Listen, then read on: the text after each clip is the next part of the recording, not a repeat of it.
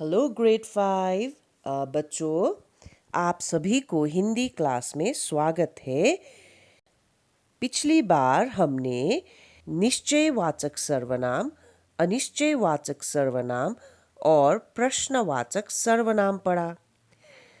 अब हम आखिरी दो भेद पढ़ेंगे सर्वनाम के, जो है संबंधवाचक सर्वनाम, जिसको हम रिलेटिव सर्वनाम भी कहते हैं, रिलेटिव प्रोनाउन, और निजवाचक सर्वनाम, जिसको हम इंग्लिश में कहते हैं रिफ्लेक्सिव प्रोनाउन। ठीक है, तो देखते हैं पांचवा भेद, जो है संबंधवाचक सर्वनाम। आपको संबंध मतलब रिलेशन, ठीक है, इसी शब्द संबंध शब्द से ही पता चल जाता है कि ये रिलेशन दर्शा रहे हैं। ठीक है, तो संबंधवाचक सर्वनाम का डेफिनेशन, परिभाषा पढ़ते हैं। जो सर्वनाम शब्द वाक्य में प्रयोग किए गए दूसरे सर्वनाम, मतलब एक ही वाक्य में कितने सर्वनाम होते हैं? दो सर्वनाम होते हैं यहाँ पे। ठीक है, दूसरे सर्वनाम या संज्ञा शब्द के साथ संबंध बताने के लिए प्रयोग किए जाते हैं, उन्हें संबंधवाचक सर्वनाम कहते हैं। यहाँ पे क्या बता रहे हैं कि एक ही वाक्य में दो सर्वनाम, पहले वाले सर्वनाम के संबंध में दूसरा सर्वनाम भी होता है, जो संज्ञा या फिर किसी संज्ञा शब्द के साथ संबंध बता रहे सर्वनाम को हम कहते हैं संबंधवाचक सर्वनाम। जैसे जैसी करनी वैसी भरनी, यहाँ पे जैसी का संबंध में कौन सा सर्वनाम है? यहाँ पे वैसी। ठीक है, सेम, एक ही को दर्शाते हुए जैसी करनी वैसी भरनी, तो यहाँ पे जैसी का संबंध में है वैसी।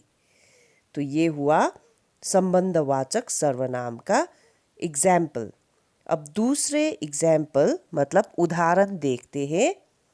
जो पढ़ेगा वह पास होगा, मतलब जो पढ़ेगा, those who will study will get through, मतलब पास होगा। ठीक है, तो यहाँ पे जो और वह क्या है? सर्वनाम है। जो के संबंध में यहाँ पे कौन सा सर्वनाम का प्रयोग किया गया है? वह का। ठीक है, अब अगला उदाहरण देखते हैं। जिसकी लाठी उसकी भैंस, मतलब जिसकी लाठी है उसी की भैंस। तो जिसकी का संबंध में यहाँ पे कौन सा सर्वनाम प्रयोग किया गया है? उसकी। ठीक है, तो यहाँ पे जिसकी और उसकी क्या है? संबंधवाचक सर्वनाम। तो बच्चों, यहाँ पे संबंधवाचक सर्वनाम में क्या दिखाता है? पहले वाले सर्वनाम के संबंध में दूसरा सर्वनाम आ जाता है वाक्य में, उसको सपोर्ट करते हुए, तो उसे हम कहते हैं संबंधवाचक सर्वनाम। अब आखिरी भेद सर्वनाम का, जो है निजवाचक सर्वनाम। अब निज का मतलब है पर्सनल, खुद के लिए यूज करने वाला। ठीक है, जिसको हम रिफ्लेक्सिव प्रोनाउन कहते हैं इंग्लिश में, जो पर्सनल होता है। ठीक है, खुद के रिफ्लेक्शन को दर्शाता है, नीज, पर्सनल। ओके, तो अब हम डेफिनेशन पढ़ते हैं, परिभाषा निजवाचक सर्वनाम का। जिन सर्वनाम शब्दों का प्रयोग अपने लिए किया जाता है, खुद के लिए, पर्सनल, खुद के, निज, ठीक है, रिफ्लेक्सिव प्रोनाउन, जो खुद के लिए किया जाता है, वे निजवाचक सर्वनाम कहलाते हैं। फिर से एक बार सुनिए। जिन सर्वनाम शब्दों का प्रयोग अपने लिए किया जाता है, वे निजवाचक सर्वनाम कहलाते हैं। जैसे पहला उदाहरण देखिए, यह काम मैं स्वयं कर लूंगी। यह काम मैं स्वयं, स्वयं मतलब I will do it my self. स्वयं का मतलब माई सेल्फ, कर लूंगी। तो यहाँ पे निजवाचक सर्वनाम है स्वयं। ठीक है।